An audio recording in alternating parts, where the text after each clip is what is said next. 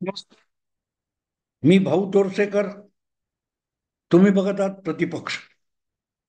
मित्रांनो, आता विधानसभा निवडणूक अखेरच्या टप्प्यात आली आहे आणि कोणी काय रणनीती आखावी, काय करावं वगैरे वगैरे हे बोलण्यात काही तथ्य राहिलेलं नाही. पण ज्या घटना होऊन गेल्या त्या घटनांचा राजकीय अर्थ समजून घेणं आवश्यक आहे. निकाल जे काय लागायचे, मतदान जे काय व्हायचंय ते पुढल्या आठवड्याभरात संपणार आहे. कारण मी बोलतोय ती तारीख 16 नोव्हेंबर आहे आणि 23 नोव्हेंबरला मतमोजणी होऊन 23च्या संध्याकाळी म्हणजे मी बोलतोय त्या वेळेपर्यंत महाराष्ट्र आणि झारखंडचे निकाल आलेले असतील आणि ते असायचे तसे असतील.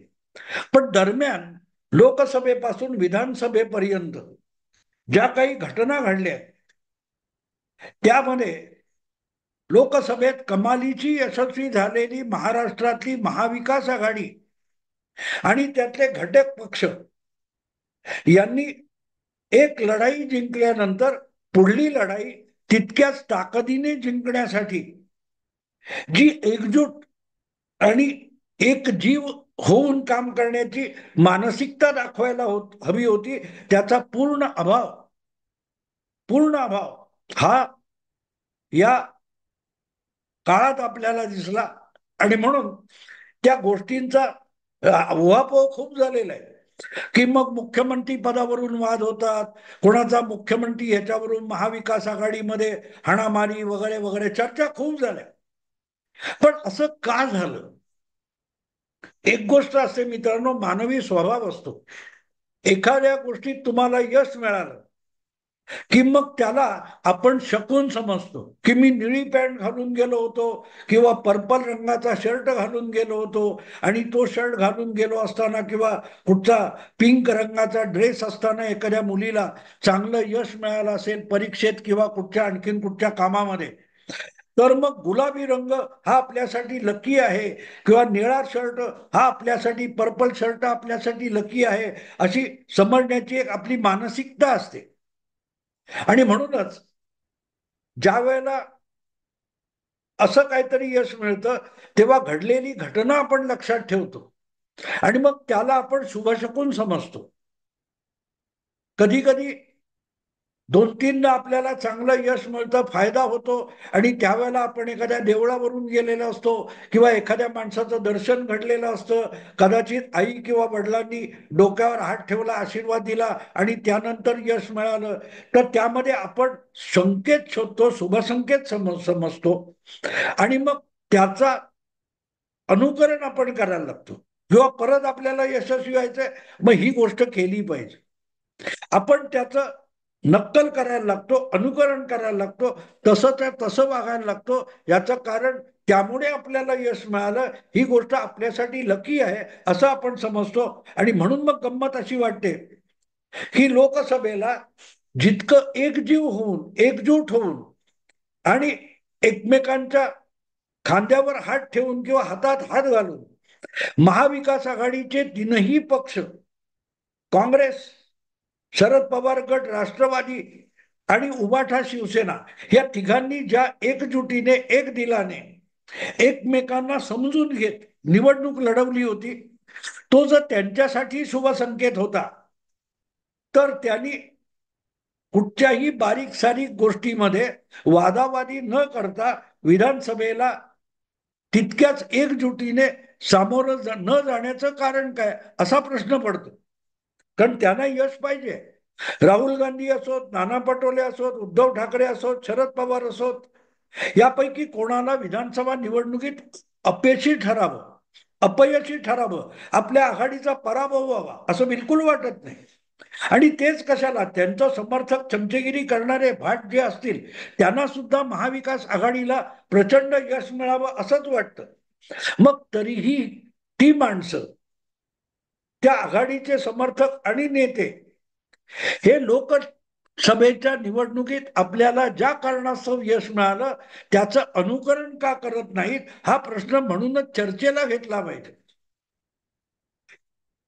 तुमचे योगी आदित्यनाथ बोलले की बटोगे तो कटोगे, खरं तर त्यात काही गंभीर नाहीये. इंग्रजीमधली म्हण आहे, together we stand, divided we fall, जी गोष्ट हिंदूंसाठी योगी आदित्यनाथ सांगतात ती तशीच्या तशी महाविकास आघाडीला सुद्धा लागू होते. काँग्रेस, शरद पवार गट आणि उबाठा शिवसेना हे तिघे एकजुटीने घट्ट उभे राहिले, याचा लाभ त्यांना मिळाला. टुगेदर वी स्टँड, आपण एकजूट होतो, आपण विभागले गेलो नव्हतो, एकमेकाच्या विरुद्ध नव्हतो, त्याचा एकत्रित फायदा आपल्याला मिळाला. मग विधानसभेत आपल्याला त्याच मार्गाने फायदा मिळू शकतो. ही साधी गोष्ट या तीनही पक्षाच्या नेत्यांच्या लक्षात काय येत नाही. याची चर्चा व्हायला पाहिजे मित्रांनो, याची डिबेट मीमांसा व्हायला पाहिजे. कारण कुठलाही पक्ष निवडणुकीत तुम्हाला आवडणारा असो नावडणारा असो, तो पक्ष जेव्हा निवडणुकीच्या आखाड्यात उतरतो तेव्हा त्याला निवडणूक जिंकायची असते आणि निवडणूक जिंकण्याचा साधा सरळ हेतू आपल्याला सत्तेपर्यंत पोहोचायचा आहे असाच असतो. कोणही सत्ता आम्हाला नको म्हणून निवडणुकीच्या आखाड्यात उतरत नाही. एखादा छोटासा पक्ष असतो, हितेंद्र ठाकूर यांच्या बहुजन विकास आघाडी सारखा, त्याला माहिती असतं आपण राज्यातल्या 288 जागा लढवू शकत नाही, पण आपला पक्ष या 15, 20, 10, 8 जागा लढवू शकतो, त्यातून जास्तीत जास्त आमदारच्या मिळवाव्यात, त्यातून उद्या सत्तेचं बार्गेनिंग करता येईल. यशाच्या कल्पना वेगवेगळ्या असतात. पण म्हणून मला असं वाटतं की जर 48 पैकी 31-30 जागा महाविकास आघाडीने जिंकल्या होत्या, त्याचं मुख्य कारण ते एकमेकावर विसंबून एकमेकाच्या मदतीने लढलेले होते. तर त्याची पुनरावृत्ती त्यांनी विधानसभा निवडणुकीत का केलेली नाही? अर्थात त्याचं एक सोपं कारण दिलं जातं की मुख्यमंत्री पदावरून वाद आहे. पण एक साधी गोष्ट असते मित्रांनो, मुख्यमंत्री पद हा निवडणुकीचे निकाल आल्यानंतरचा विषय असतो. आधी तुम्ही काहीही ठरवा, त्याचा काही उपयोग नसतो. आणि हा अनुभव आहे आपल्याला, खूप जुना नाही, अवघ्या 5 वर्षापूर्वीचा अनुभव आहे. मी पुन्हा येईन, मी पुन्हा येईन असं देवेंद्र फडणवीस सांगत होते. पंतप्रधान नरेंद्र मोदी देवेंद्र हा आमचा उमेदवार आहे मुख्यमंत्री पदाचा सांगत होते. भाजपचे अध्यक्ष असलेले आणि गृहमंत्री असलेले अमित शहा देवेंद्र फडणवीस हाच मुख्यमंत्री म्हणून सांगत होते. म्हणजे महायुतीचा उमेदवार 5 वर्षापूर्वी मुख्यमंत्री पदाचा ठरलेला होता आणि त्यांना लोकांनी मतं दिली, 161 आमदार निवडून आले. हे सगळं ठरलेलं असून सुद्धा तो मुख्यमंत्री झाला का? नाही झाला. नाही झाला. जाहीररित्या ठरलेला महायुतीचा मुख्यमंत्री पदाचं नाव आणि उमेदवार देवेंद्र फडणवीस होते. पण निकाल लागल्यानंतर उद्धव ठाकरे यांनी बंद दरवाजा आड काहीतरी भलतंच ठरलं होतं असं सांगून शरद पवार आणि काँग्रेस यांच्याकडून महायुतीने ठरवलेला उमेदवार, बंद दरवाजा आड ठरवलेला उमेदवार हा काँग्रेस आणि राष्ट्रवादी यांनी मुख्यमंत्रीपदी बसवून दाखवला. आणि त्यामुळेच निवडणुकीच्या निकालानंतर जो मुख्यमंत्री व्हायचा आहे त्याच्यावरून आज भांडण्याची गरज नाही. तो बंद दरवाजा आड ठरवा किंवा खुल्या मैदानात व्यासपीठावरून ठरवा, तोच मुख्यमंत्री होईल याची गॅरंटी बिलकुल देता येत नाही. हा प्रयोग जगातला सगळ्यात मोठा राजकारणातला सायंटिफिक प्रयोग उद्धव ठाकरे यांनी यशस्वी करून दाखवलाय. त्यांच्या मते बंद दरवाजा आड त्यांना मुख्यमंत्री करायचं ठरलं होतं आणि अमित शहानी दिलेला शब्द शरद पवारांनी पूर्ण करून दाखवला. हा जर इतिहास आपल्या डोळ्यासमोर समोर घडलेला आहे तर मग मुख्यमंत्री निकालानंतर कोण होणार यासाठी आजपासून वाद करून निवडणुकीचा प्रचार आणि निवडणुकीची सगळी काय ती प्रक्रिया नासून टाकण्याचं काही कारण नाही. आता जी गोष्ट घडली ती काही गोपित नाहीये. उद्धव ठाकरे मुख्यमंत्री कसे झाले हे सगळ्यांना माहिती आहे. बंद दरवाजा आड ठरलेलं नाव हे निवडणुकीनंतर विरोधी पक्ष यशस्वी करून दाखवतो. पराभूत झालेले लोक आपण न ठरवलेला मुख्यमंत्री करून दाखवतात. हा महाराष्ट्राने जगाला दिलेला सगळ्यात मोठा धडा आणि इतिहास आहे. मग असं असताना आज निवडणुकीपूर्वी कुठलं तरी मुख्यमंत्री पदाचं नाव घोषित करायचं, यावरून महाविकास आघाडीमध्ये धुसफूस आणि दुपडी माजायचं काहीही कारण नव्हतं. अगदी आपण स्पष्ट म्हणू की 5 वर्षापूर्वी देवेंद्र फडणवीस, अमित शहा आणि नरेंद्र मोदी हे जाहीरपणे सांगत होते आणि उद्धव ठाकरे त्याला मंचावर बसून सुद्धा आक्षेप घेत नव्हते. इतका मुख्यमंत्री ठरलेला होता आणि युतीला बहुमत मिळालं तरी तो मुख्यमंत्री झाला का? नसेल झाला तर आता सुद्धा काँग्रेस आणि महाविकास आघाडी किंवा शरद पवार यांनी आधीपासून उद्धव ठाकरे यांना मुख्यमंत्री पदाचा उमेदवार म्हणून घोषित केलं तर काय बिघडणार होतं? काय बिघडणार होतं? काहीही बिघडणार नव्हतं. नंतर आम्हाला नाही करायचं उद्धव ठाकरेंना मुख्यमंत्री, आम्हाला ते आवडत नाही, आम्ही तेव्हा त्यांना उल्लू बनवण्यासाठी जुमला म्हणून त्यांचं नाव घोषित केलं होतं, असंही महाविकास आघाडीतले नेते सांगू शकतात. शरद पवार असतील, नाना पटोले असतील, बाळासाहेब थोरात असतील, राहुल गांधी असतील, नंतर बेधडक सांगू शकतात की त्यांनी खूप हट्ट केला तर समोर निवडणुकांची कटकट होती, लहान मुलाला लॉलीपॉप द्यावा तसं आम्ही उद्धव ठाकरेंना तुम्हीच मुख्यमंत्री असं सांगून टाकलं. आक्षेप पुढे होता.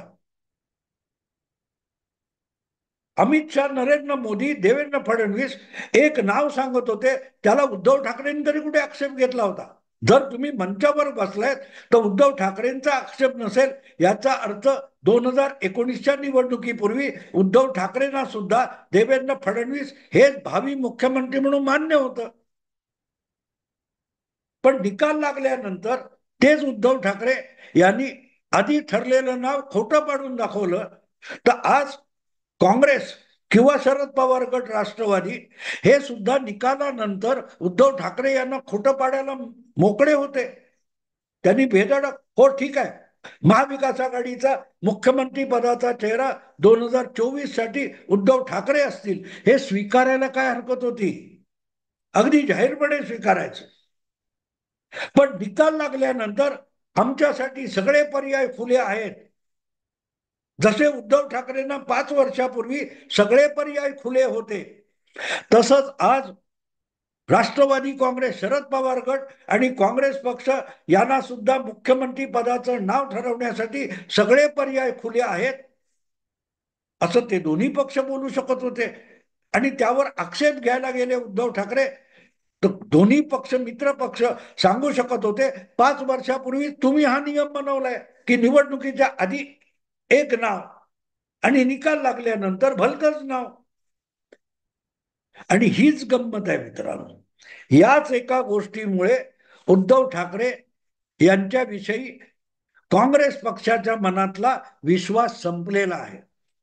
25 वर्षापूर्वीची युती, 25 वर्ष धुसफुसत कसं काय होणार, सत्तेत राहून सत्तेबाहेर राहून एकजुटीने चालवलेली युती एका निवडणूक निकालानंतर आपल्या मतलबासाठी उद्धव ठाकरे जे एका फटक्यात मोडीत काढू शकतात, तर महाविकास आघाडी निवडणूक निकाल लागल्यानंतर उद्धव ठाकरे मोडीत काढणार नाहीत याची हमी कोणी द्यायची? राहुल गांधी, नाना पटोले, काँग्रेसचे नेते शरद पवार या सगळ्यांच्या मनात एक शंका घर करून राहिलेली आहे की उद्धव ठाकरे निवडणुकीचे निकाल लागेपर्यंत आपल्या पाठिंब्याने अधिकाधिक आमदार निवडून आणण्यासाठी दुबळे ठरलेले उद्धव ठाकरे हे निकाल लागण्यापर्यंत आपल्या बरोबर राहतील, पण निकाल लागल्यानंतर महाविकास आघाडीत राहतील की नाही याची काहीही हमी नाही.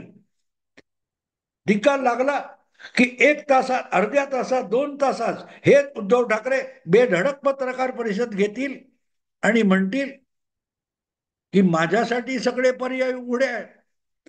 आणि हा जो अविश्वास आहे त्यामुळेच काँग्रेस पक्ष किंवा शरद पवार हे उद्धव ठाकरे यांचं नाव आज जाहीर करायला तयार नव्हते. जाहीर करायला तयार नव्हते याचं कारण सरळ आहे. कारण अगदी सरळ आहे की उद्धव ठाकरे हा भरोशाचा माणूस नाही, विश्वासाचा माणूस नाही. याविषयी काँग्रेस आणि शरद पवार यांच्या मनात किंचितही शंका नाही. ज्या प्रकारे आघाडीत राहायचं आणि मग मुंबईत अनिल देसाई असतील किंवा तिकडे आणखीन कोण चंद्रहार पाटील असतील, यांना हव्या त्या मतदारसंघात आपले उमेदवार परस्पर घोषित करून टाकायचे, या प्रकारे उद्धव ठाकरे वागतात. तेव्हा उद्धव ठाकरे हे युतीमध्ये, महाविकास आघाडीमध्ये, गठबंधनामध्ये सर्व समावेशक भूमिकेतून आणि सर्वानुमतीने कुठलाही निर्णय घ्यायला तयार नसतात. ते आपली मनमानी करतात. ही गोष्ट एनसीपी, राष्ट्रवादी शरद पवार आणि काँग्रेस यांच्या लक्षात आलेली आहे. आणि म्हणूनच विधानसभेचे निकाल जेव्हा लागतील त्यानंतरच आपण महाविकास आघाडीचं भवितव्य ठरवू, असा जर विचार काँग्रेस आणि राष्ट्रवादीच्या मनात असेल तर ते गैरलागू मानता येणार नाही. कारण उद्धव ठाकरेंची एक खासियत आहे, ते निकाल लागेपर्यंत आपल्याला जेवढं ओरपून घ्यायचंय, जेवढं काही साधून घ्यायचंय मित्र पक्षांकडून, ते एकदा साध्य झालं की त्या मित्र पक्षांना क्षणार्धात लाथ मारून दुसऱ्या टोकाला निघून जाण्याची गॅरंटी उद्धव ठाकरेंबद्दल देता येते. आणि म्हणून जोपर्यंत विधानसभेचे निकाल समोर येत नाहीत तोपर्यंत उद्धव ठाकरे यांना कुठचंही वचन आणि शब्द द्यायचा नाही, याविषयी काँग्रेस ठाम होती आणि शरद पवार सुद्धा ठाम होते. आणि इथेच घोळ झालेला आहे. सगळा घोळ जो झालेला आहे तो नेमका तिथे झालेला आहे. उद्धव ठाकरे यांच्या बाबतीत राहुल गांधी यांच्या मनात शंका आहे. किंबहुना राहुल गांधी, आपला उद्धव ठाकरे हे अजूनही तोंडाने खूप वाफा आवडतात, पण आपण हिंदुत्ववादी आहोत सांगतात. आणि त्याचा दुष्परिणाम काँग्रेस पक्षाला विधानसभा निवडणुकीत भोगायला लागेल. तेव्हा उद्धव ठाकरे यांच्या सोबतीने कमीत कमी दिसावं असं राहुल गांधींना काही लोकांनी सल्ला दिला. आणि म्हणूनच महाराष्ट्र विधानसभेची निवडणूक जवळजवळ संपत आली तरी राहुल गांधींनी महाराष्ट्राच्या विधानसभा निवडणुकीत काँग्रेस आणि महाविकास आघाडीच्या निवडणुकीकडे साफ साफ पाठ फिरवलेली आहे. भरोसाच नाहीये. आणि त्याचं सगळ्यात मोठं कारण उद्धव ठाकरे. लोकसभा निवडणूक संविधान बदलणं किंवा काय ते मुस्लिम वोट बँक याच्यावर मॅनेज केलेलं आहे, पण ती परिस्थिती विधानसभेत नसते. आणि त्यामुळेच जितक्या अधिक प्रमाणामध्ये शिवसेनेसारख्या प्रादेशिक पक्षाबरोबर आपण फिरताना दिसू तेवढं आपल्या पक्षाचं नुकसान होईल, हे काँग्रेस जाणते. लोकसभेमध्ये सर्वाधिक यश मिळवलंय आणि संघटना पातळीवर महाराष्ट्रभर जो पक्ष सगळ्यात प्रभावी आहे किंवा संघटनात्मकरित्या बळकट आहे तो काँग्रेस पक्ष आहे, हे वेगळं कोणी सांगण्याची गरज नाही, तो आहेच. शिवसेनेपेक्षा अधिक आहे. उद्धव ठाकरे यांच्यासारखा महान नेता शिवसेनेकडे असताना अखंड किंवा तुटलेली शिवसेना दोन्ही वेळेला काँग्रेसला जितकी मतं मिळू शकतात तेवढीही मतं उद्धव ठाकरे यांना स्वबळावर किंवा युतीत असताना मिळवता आलेली नाहीत. आणि त्यामुळे काँग्रेसचा वोटर बेस जो आहे, त्यांची वोट बँक जी आहे ती शिवसेनेपेक्षा आज सुद्धा तगडी आहे. आणि म्हणूनच काँग्रेसचा कोणीही मोठा नेता महाराष्ट्रात फिरकला नाही तरीही काँग्रेसला चांगलं यश मिळू शकतं, हे गेल्या लोकसभा निवडणुकीत आणि त्याच्या आधीच्या गेल्या विधानसभा निवडणुकीत सिद्ध झालेलं आहे. राहुल गांधी महाराष्ट्रात प्रचाराला सुद्धा आले नव्हते, एक दिवस आले नांदेडला, पण तरीही काँग्रेस पक्षाला जे कोणी स्थानिक छोटे मोठे जिल्हा नेते आहेत त्यांनी 44 जागा निवडून दाखवल्या होत्या. जी गोष्ट उद्धव ठाकरेंना शक्य नाहीये. उद्धव ठाकरेंना शक्य नाहीये. आणि म्हणून राहुल गांधींना माहिती आहे की आपण उद्धव ठाकरेंच्या सोबत प्रचाराला गेलो नाही तर काँग्रेसचा तोटा होणार नाही, पण उद्धव ठाकरेंना आपला अनाठाई फायदा घेता येणार नाही. आज आपला अनाठाई फायदा घ्यायचा आणि नंतर आपल्यावरच दादागिरी करायची, हा जो उद्धव ठाकरे यांचा स्वभाव आहे, जो भाजपने 25 वर्ष सहन केला, तो त्रास आपल्याला नको.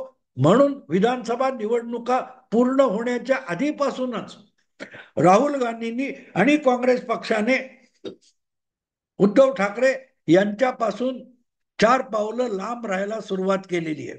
कारण उद्धव ठाकरे यांनी भाजपचा आणि हिंदूंचाच विश्वास गमावलेला नाही, ते ज्या मुस्लिम आणि काँग्रेसी मतांचं व्होट बँकेवर विसंबून आहेत त्यांचा सुद्धा विश्वास त्यांनी गमावलेला आहे. तसं नसतं तर उद्धव ठाकरे, आपला राहुल गांधी हे अगत्याने काँग्रेसचा प्रचार करायसाठी येऊन पोहोचले असते. त्यांनी साफ साफ महाराष्ट्र विधानसभा निवडणुकीकडे राहुल गांधींनी पाठ फिरवलेली आहे. आणि परत एकदा महाराष्ट्राच्या विधानसभेच्या निवडणुकीची लढाई ही आपल्या दुय्यम नेत्यांवर, प्रादेशिक नेत्यांवर आणि मराठी नेत्यांवर सोपवलेली आहे. कारण राहुल गांधी जाणतात की आपला फायदा उद्धव ठाकरे उठवतील आणि उद्या निकाल लागल्यानंतर तेच उद्धव ठाकरे मला मुख्यमंत्री करा नाहीतर मी चाललो अशा धमक्या देखील द्यायला कमी करणार नाहीत. जे 25 वर्षाच्या मित्राला एका क्षणात लाथ मारू शकतात, ते 25 आठवड्यांचा मित्र जो आहे, 25 महिन्यांचा मित्र जो आहे, त्याला लाथ मारायला किती वेळ लावतील. उद्धव ठाकरे यांनी आपली एक ओळख बनवलेली आहे गेल्या 5 वर्षामध्ये, की जो माणूस कुठल्याही क्षणी या बोटावरची थुंकी त्या बोटावर करून आपल्या दीर्घकालीन मित्राशी सहजगत्या हसत हसत दगाबाजी करू शकतो आणि थेट खोटं नाटं बोलू शकतो, खोटा नॅरेटिव्ह चालू शकतो आणि सिंपतीचा वाडगा घेऊन फिरू शकतो, जो आपल्या शिवसैनिकांची दिशाभूल करू शकतो आणि आपल्या पित्याचा वारसा सुद्धा मातीमोल करून टाकतो, जो कुटुंबाचा झाला नाही तो इतरांचा काय होणार, ही उद्धव ठाकरे यांची जी ओळख झालेली आहे त्यामुळेच त्यांना मुख्यमंत्री पदाचं तात्पुरतं नाव म्हणून सुद्धा काँग्रेसने स्वीकारलं नाही. निकालानंतर जे काय होईल याची तुम्ही कल्पना करा, एवढं सांगून थांबतो. आवडलं लाईक करा, शेअर करा आणि प्रतिपक्षाला सबस्क्राईब करा. नमस्कार.